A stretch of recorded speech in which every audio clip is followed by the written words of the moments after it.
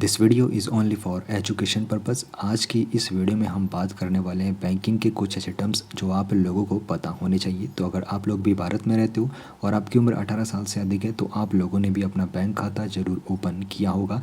तो अगर सोचिए बैंक कुछ दिन के लिए भी बंद होते हैं तो फिर आप लोगों को कितनी सारी सर्विसेज जो आप लोगों को बैंक के द्वारा मिल रही थी उनमें आप लोगों को परेशानी हो सकती है। अगर बैंक कुछ दिन के लिए छुट्टियां हैं तो कौन कौन सी प्रॉब्लमें आप लोगों को हो सकती है। तो देखो, जो कैश की दिक्कतें होती है, तो अगर आपको कैश चाहिए तो फिर आपको एटीएम में जाना होता है। अगर बैंक लगातार एक हफ्ते या फिर 2 हफ्ते के लिए भी बंद है तो आप लोगों को इस सर्विस का फ़ायदा नहीं मिलता है।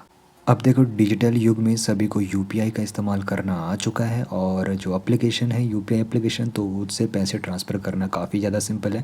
लेकिन सोचो, अगर बैंक की जो सर्विसें हैं वो आप लोगों को नहीं मिल पा रही है तो फिर ऐसे में पैसे ट्रांसफ़र करना भी काफ़ी ज़्यादा मुश्किल हो जाएगा।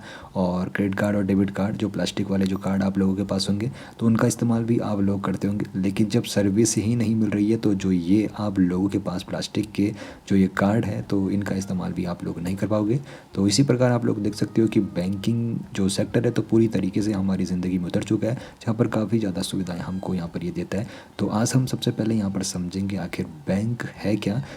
बैंक का जो आसान काम है, आसान भाषा में कहूँ तो बैंक जिन लोगों के पास रुपए होते हैं तो उनके पैसे जमा करता है और जिन लोगों को पैसे की ज़रूरत होती है तो उनको पैसे उधार पर देता है। तो आसान भाषा में आप लोग समझ सकते हो, जनता से उधार या फिर निवेश के उद्देश्य से जमा स्वीकार करना और मांग पर उसे चुकाना होता है।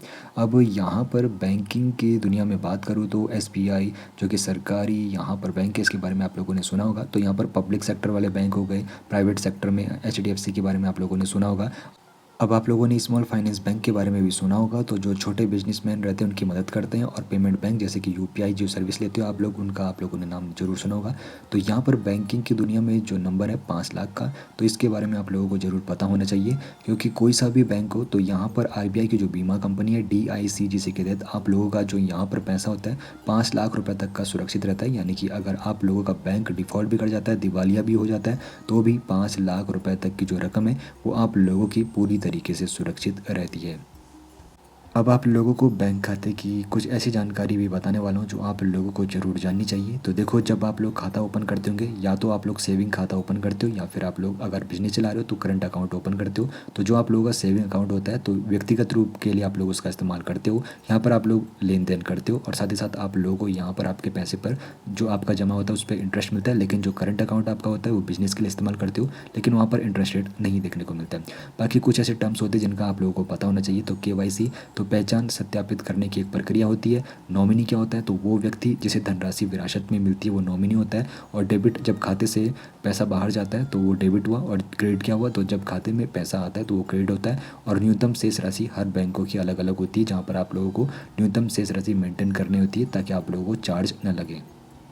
अब आप लोगों को पैसे भेजने के भी नियम आप लोगों को पता होने चाहिए, किस तरीके से आप लोग अपने पैसे को बढ़ा सकते हो और भेज सकते हो। तो सबसे पहले बात करेंगे बढ़ाने की। तो बैंक में अगर आप लोगों को पैसे बढ़ाने तो फिक्स डिपॉजिट होता है, जहाँ पर आप लोग एक निश्चित अवधि के लिए एक मुश्त निवेश करते हो और यहाँ पर आपका पैसा लॉक इन हो जाता है। अब दूसरा होता है अगर आप लोग रिकरिंग डिपॉजिट, यानी कि जिसको आरडी भी कहते हैं, तो हर महीने आप लोग जिस प्रकार म्यूचुअल फंड में एसआईपी करते हो, ठीक उसी प्रकार आप लोग एसआईपी यहाँ पर करते हो, इसको आरडी कहते हैं।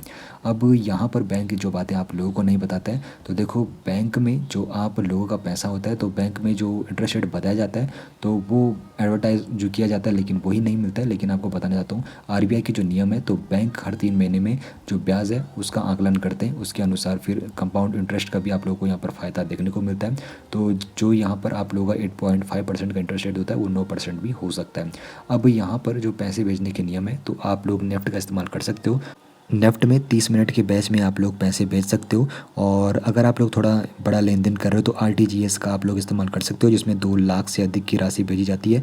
बाकी अगर आप लोग छोटे पेमेंट कर रहे हो तो उसके लिए आप लोग यूपीआई का इस्तेमाल कर सकते हो। 2 लाख तक की यहाँ पे राशि के लिए आप लोग इनका इस्तेमाल कर सकते हो। बाकी बैंकिंग के कुछ जो उपकरण हैं, जिसमें इनका कोड हो गया, चेक हो गया और कार्ड हो गया, तो इसके बारे में भी आप लोगों को पता होना चाहिए। तो बैंकिंग का एक कोड होता है, तो जिसमें आईएफएससी कोड के बारे में आप लोगों ने ज़रूर सुना होगा, जिसमें जो शुरू के 4 नंबर होते हैं वो बैंक का नाम होते हैं। उसके बाद 5वां जो यहाँ पर अक्षर होगा वो 0 होगा और उसके बाद 6 जो आप लोगों को डिजिट दिखेंगे वो स्पेसिफिक ब्रांच का कोड होता है। बाकी चेक बाउंस के बारे में भी आप लोगों ने ज़रूर सुना होगा। तो अगर चेक बाउंस होता है तो उसमें फिर यहाँ पर पेनल्टी भी लगती है। तो अगर चेक बाउंस होता है तो इसके परिणाम काफ़ी यहाँ पर रूल्स काफ़ी यहाँ पे कड़े हैं। तो अगर किसी का चेक बाउंस होता है तो ऐसे में यहाँ पर उस पर पेनल्टी के साथ साथ यहाँ पर जेल भी हो सकती है। तो इस बात का भी आप लोगों को ध्यान रखना है, जिसको चेक दे रहे हो तो आप लोगों के अकाउंट में उतना पैसा होना चाहिए कि आपका चेक बाउंस ना हो।